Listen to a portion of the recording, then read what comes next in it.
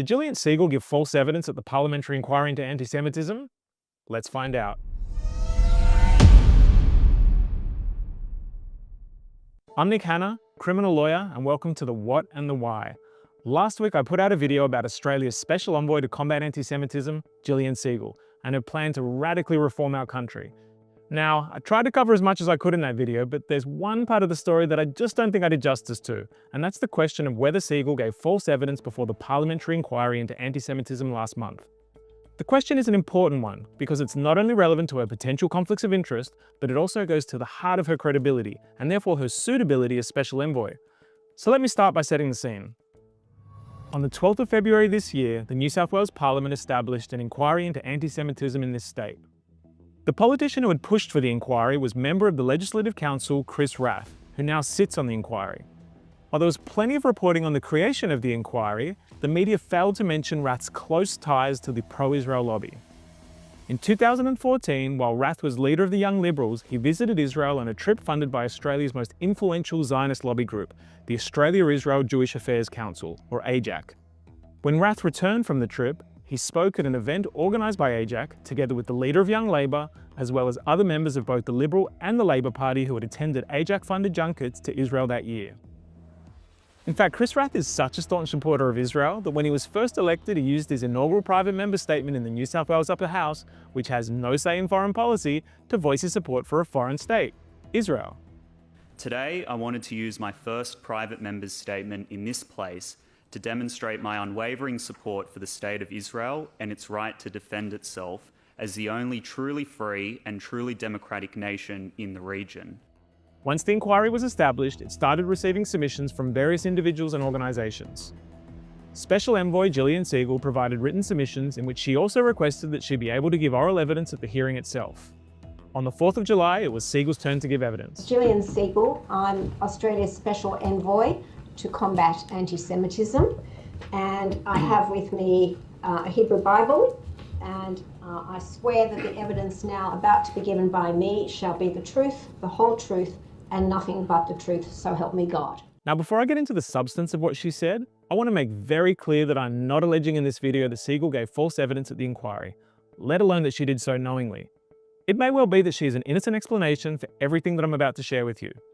But I do think that there are some parts of her evidence which appear to be questionable and should be investigated, especially given the importance of the inquiry and her public role as Special Envoy. Now, as you can probably imagine, there's plenty of things she said during her evidence that I don't agree with. But for today's episode, I just want to focus on the evidence she gave in response to the following question asked by Deputy Chair of the Inquiry, Jewish Australian, Greens member of the Legislative Council, Amanda Khan. Could you explain to us how you disclose or manage any real or perceived conflicts of interest between your role as the Special Envoy for Anti-Semitism with your role as Chair of the Australia-Israel Chamber of Commerce? Now, to give you some context about that question, as I explained in my last video, Jillian Segal was, at the time of her appointment as Special Envoy in July last year, the long-standing chair of the New South Wales branch of the powerful business lobby group, the Australia-Israel Chamber of Commerce, or the AICC.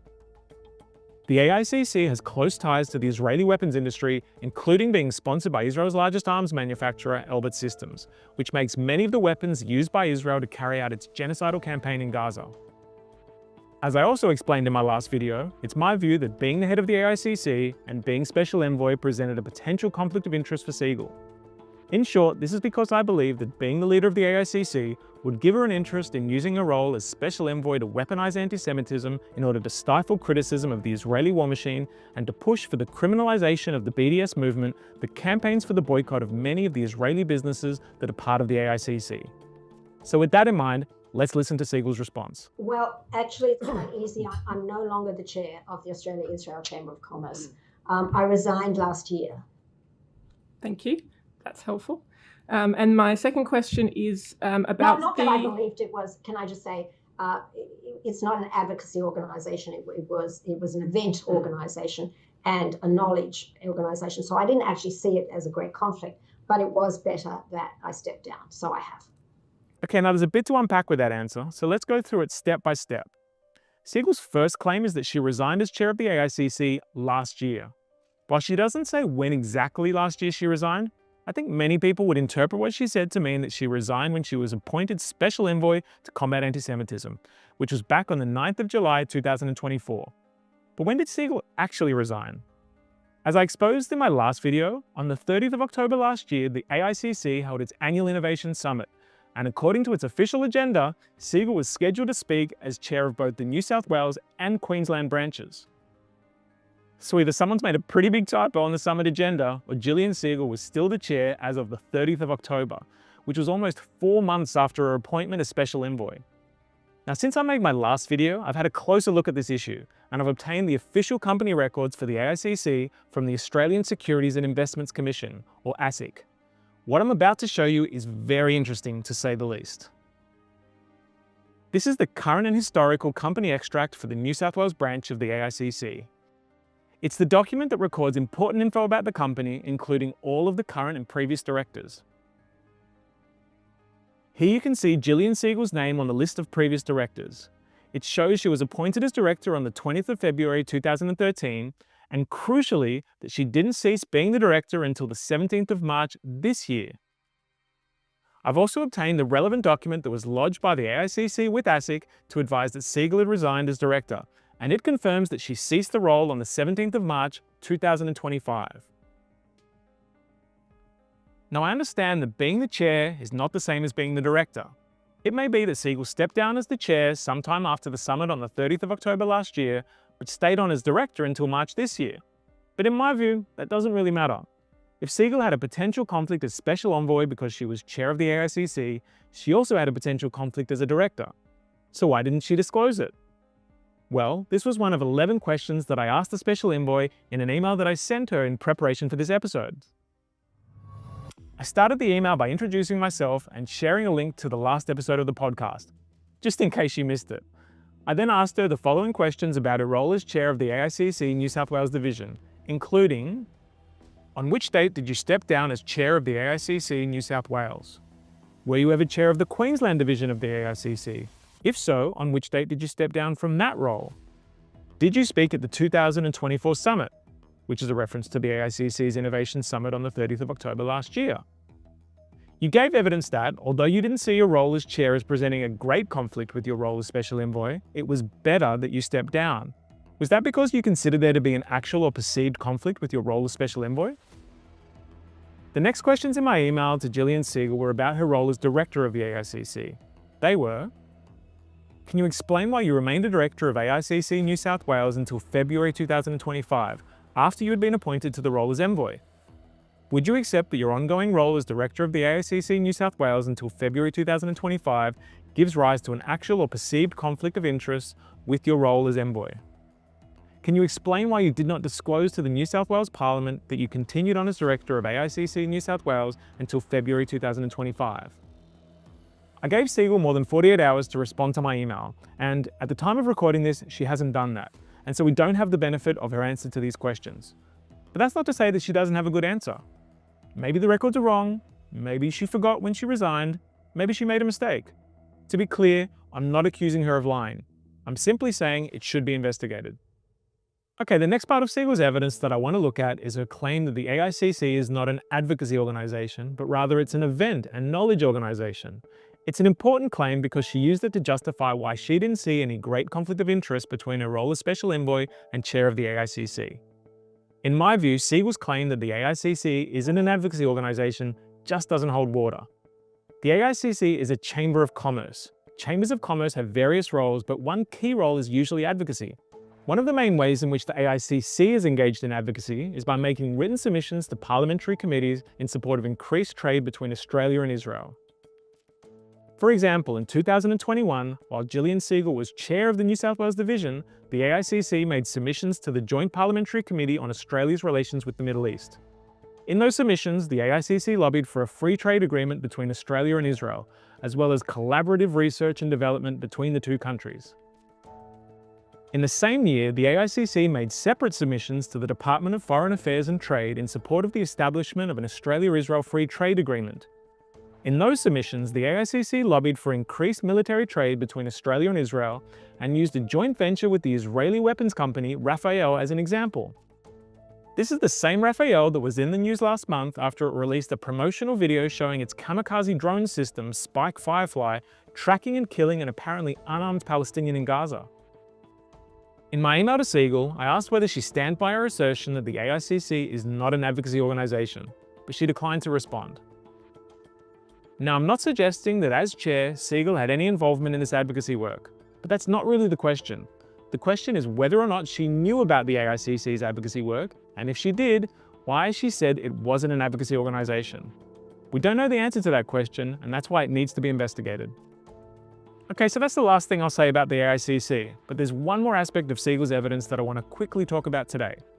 When Segal said that being the chair of the AICC wasn't a great conflict of interest because it's not an advocacy organisation, that seems to imply that she agrees that it would be a great conflict of interest if she was chairing an advocacy organisation. Well, I've done a bit of digging and found something that I think needs some closer scrutiny. As I explained in my last video, prior to becoming Special Envoy, Segal was the immediate past president of the powerful pro-Israel lobby group, the ECAJ. Since becoming Special Envoy, Segal has continued to express strong support for the ECAJ, including at the inquiry into anti-Semitism. Now, I've had the benefit of reading some of the submissions to you and the transcript of the evidence given. And I must say, I really strongly endorse the evidence given by ECAJ co-CEO Alex Rivchin and want to highlight the role of the ECAJ as the most genuinely representative body of Australian Jews. What Segal didn't mention during the inquiry is that she is still an office holder of a company named ECAJ Harm Prevention Fund Limited, which I'll refer to as the ECAJ Fund. Here is the current and historical extract that I've obtained for the ECAJ Fund, which records Segal as still being a director, a position she's held since 2010. Now, the exact relationship between the ECAJ and the ECAJ Fund is unknown, but the two entities appear to be very closely related. Indeed, 3 of the 5 directors of the ECAJ Fund hold senior positions in the ECAJ, being Deputy President Robert Good SC, Honorary Treasurer Peter Wise, and co-CEO Peter Wertheim. The 5th director of the ECAJ Fund is Yair Miller, who is the CEO of Israel fundraising giant United Israel Appeal. According to official documents located on the Australian government's website for registered charities, the trust deed for the ECAJ Fund lists its purposes as including the following: preparing submissions, media releases and articles regarding racial, religious and ethnic intolerance and discrimination, researching, analysing and documenting the activities of individuals and organisations that promote anti-Semitism, investigating and taking action, including legal action, against people involved in anti-Semitic activities, and conducting seminars, forums, lectures, conferences for the public that encourage people to resist and oppose anti-Semitism and other forms of racism. So it appears that at least some of the stated purposes involve advocacy work. And if that's correct, it's my view that Segal's role as director of the ECAJ Fund presents a potential conflict of interest with her role as Special Envoy. In my email to Segal, I asked some questions about the ECAJ Fund, including what her role as director has entailed since being appointed as Special Envoy, whether she accepts that her role as director gives rise to an actual or perceived conflict of interest, and if so, what steps she has taken to disclose or manage that conflict. These questions, like all of the others, remain unanswered. Again, that doesn't mean she doesn't have a good explanation. Maybe the records are wrong, maybe she forgot to disclose her involvement with the ECAJ Fund, maybe it's no longer involved in any advocacy work. But whatever her explanation is, the public deserves to know it. Her salary is funded by the taxes paid by the Australian people, so ultimately I think that it's the Australian public that she should be held accountable to. As I said at the start of this video, I am not alleging that Jillian Segal has knowingly given false evidence at the inquiry. But I do say that the matters I've raised in this video are worthy of investigation. The public has a right to know whether she's had any conflicts of interest, and if so, how these conflicts may have affected her role as Special Envoy. And in my view, it won't be good enough for her to simply say that she didn't see a particular conflict of interest as great in size. Whether the conflict was great or small, real or perceived, it doesn't really matter.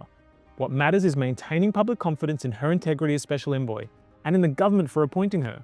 And that public confidence will be undermined if the Australian people believe that she's had any potential conflicts and she's failed to disclose them.